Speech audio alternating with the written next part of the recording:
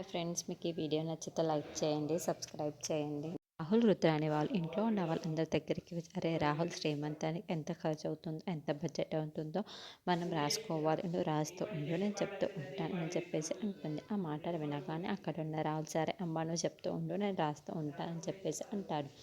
ఇంతలో అక్కడున్న రుద్రాని మనకి మినకి ఎలా కాదలు ఒక 1000 మంది వస్తారు కదా అని చెప్పేసి అంటుంది.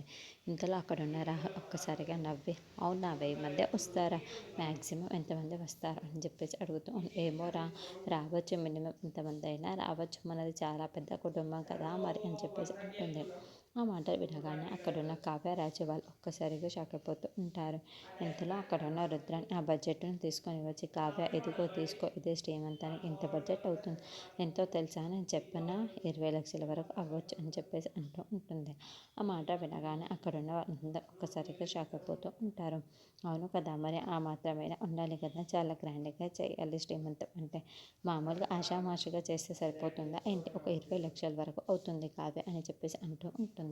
ఆ మాట వినగానే అక్కడున్న కావ్య ఒక్కసారిగా షాక్ అయిపోయి రుద్రాని వైపు అలా చూస్తూ ఉండిపోతుంది. ఇంతలో అక్కడున్న రాజు అయితే ఇప్పుడు ఏం చేస్తుందో ఏమో అని చెప్పేసి అనుకుంటూ కావ్య వైపుకు చూస్తూ ఉండిపోతాడు.